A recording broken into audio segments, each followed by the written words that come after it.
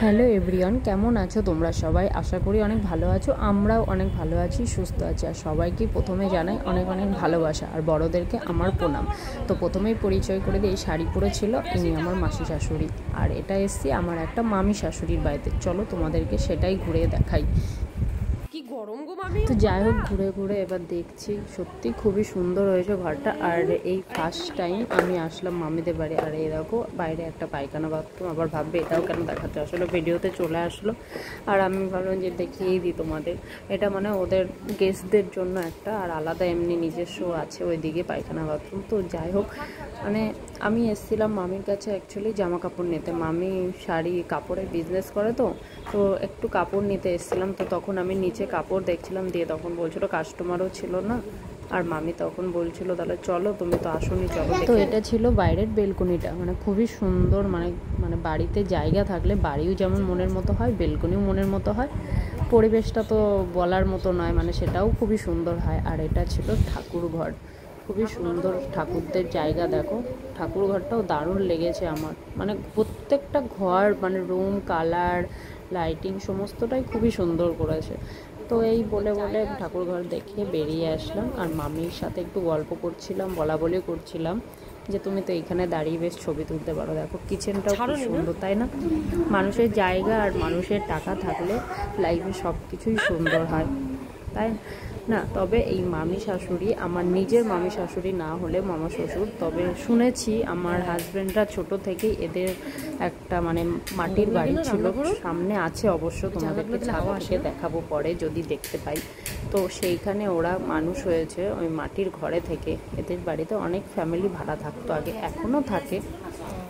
তো যাই হোক, অনেক ঘটনা আছে, জলে পারি তো বলবো। আর এটা হলো মামিদের আরেকটা রুম।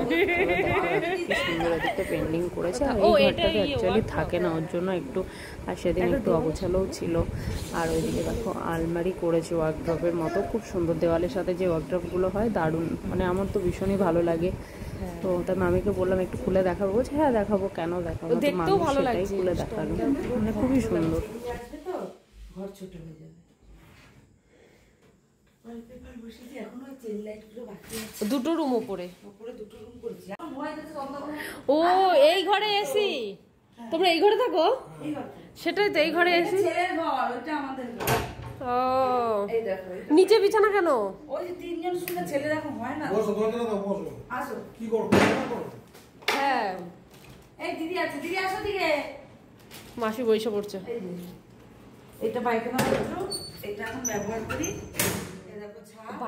ও ওই ছাদটা, এই ছাদটা উপরের ছাদ না, এটা হচ্ছে এখানে কাঁচা ধোয়া এইসব না। এখানে ও মাসি আসো না, তুমি বলছো আমার আসতে? ভাগনারে খালি বলে যাবি।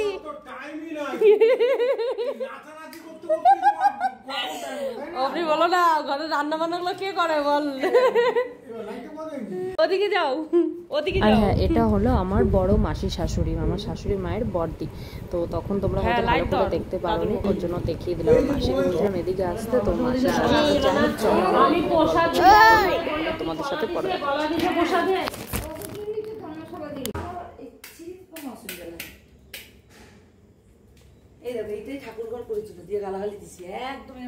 কেন ওই যে ওপরে বলে তো উপরে পায়ে সমস্যা হয়ে যাবে, স্টোর রুম করে দিচ্ছি। এটা ভালো করছো। আর তোমাদের তো জায়গা আছে। ওরে বাপরে, বিশাল তো, 2000 ফুট ছাদ। এই দেখো কতটা ছাদ, তো বড় ছাদ। লাইটটা বরঞ্চ কমজোরি হয়ে গেছে। তো চলো, এই দেখো ছাদের ওইদিকে যে জায়গাগুলো আছে, ওইদিকে ওদের মাটির ঘর ছিল, ওইখানেই আমার বর ওরা থাকতো। আরও অনেক ফ্যামিলি থাকতো।